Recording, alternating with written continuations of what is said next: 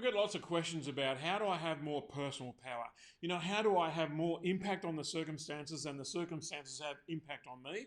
I've got an 8-step formula I want to share with you, and we'll run through them quickly because basically you've got to look at which ones are you're the weakest in and which ones you're the strongest in and which ones you need to kind of amp them up a little bit.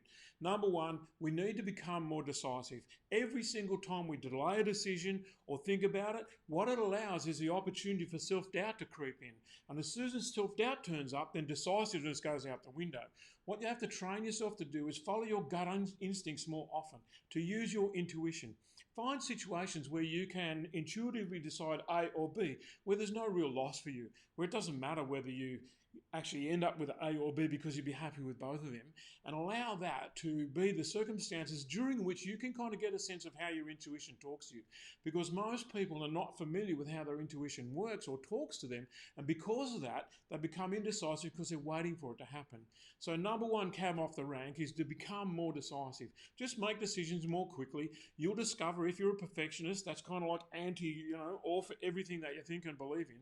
But the truth is, many of our gut decisions work better than the ones we've thought our way through too.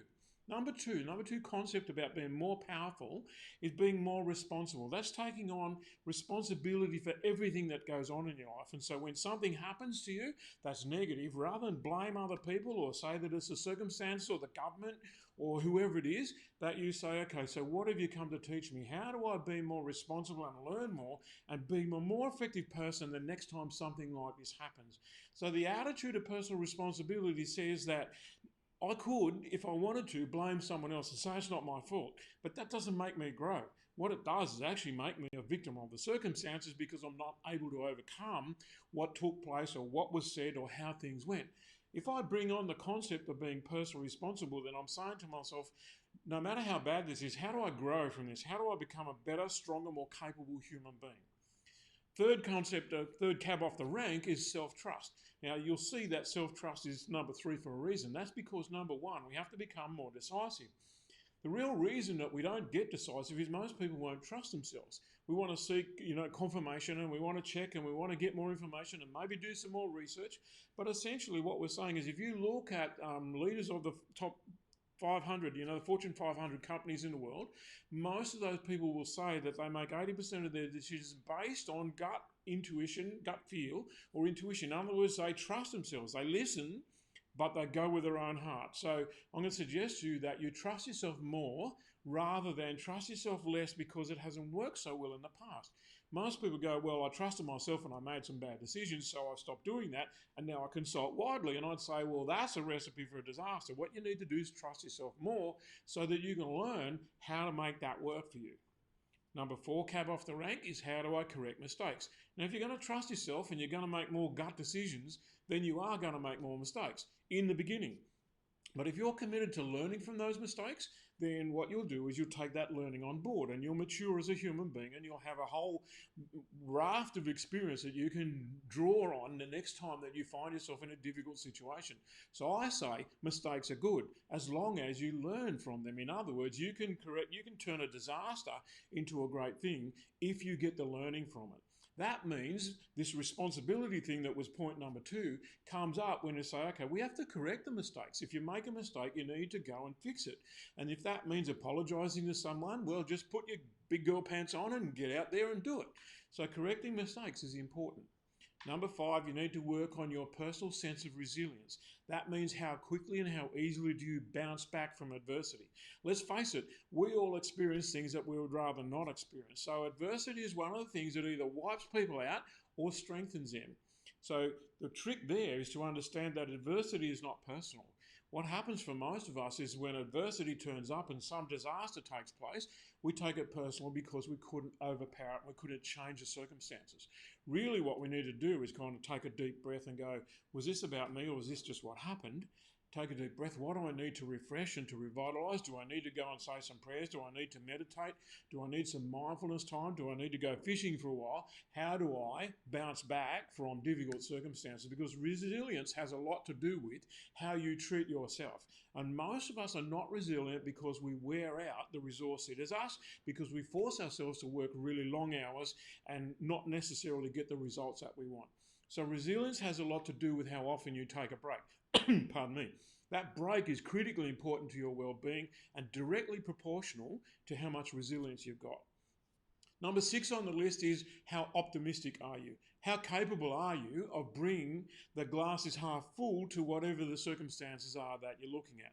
Now, in actual fact, I had a scientist say to me one time, the argument about the glass being half full and half empty is actually a totally wrong argument because the glass is actually full. It's half full of water and half full of air. So that's actually an optimist thinking. What I'm going to suggest to you, the best thing that you can do is find a positive way to look at it.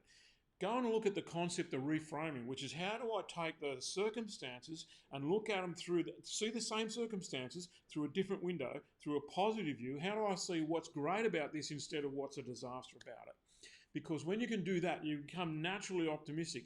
Naturally optimistic, what that does, it refills your petrol tank. What it does, it gives you lots of energy.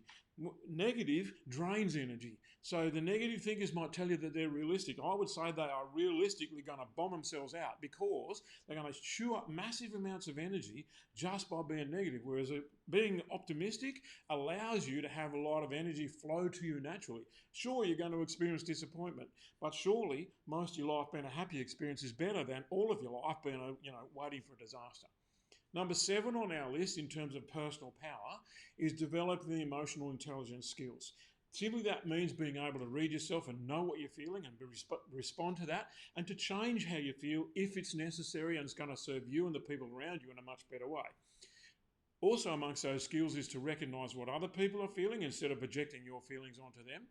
And amongst those skills, number 4 on the list is how to influence or persuade others in terms of how they feel. Emotional intelligence, one of the most important things you could ever learn. It's the only known predictor of future success. So if you are going to concentrate on anything, emotional intelligence would be it. But it would have broad-based results all over your life. And then finally, number 8, the concept of self-care. What do you do to take care of yourself? How often do you provide a break? How often do you provide a treat? How often do you let yourself off, so to speak, so that you can take care of yourself? And maybe that you take yourself for a massage or a walk on the beach, or you go to your church and spend some time there. Maybe you'll pray, maybe you'll just be there. If that doesn't appeal, meditate or get out in nature. What do you do that uplifts your spirit? Because if you don't uplift your spirit, there's no one in the world whose job it is to do that. Even if you have a faith, God's job is not to uplift your spirit. Your job is to get up there to the level that God would expect you to be. So self-care is critical, that sort of thing. So they're the 8 things. Let me run through them quickly so you're aware of them. Number 1, be more decisive. Number 2, take personal responsibility for everything. Number 3, learn to trust yourself. Number 4, be okay with making mistakes, just correct them. Number 5, develop your resilience by relating to number 6, which is self-care. Number 8, which is self-care. Number 6, be optimistic. Let the glass be half full rather than half empty. And number 7, develop your emotional intelligence skills. And remember, self-care. So those are the 8 concepts. Now, if you're interested in that and you want to take it further, I'm running a training on it in a couple of days. All you have to do is find the link further down on the page and I'll see you at the training.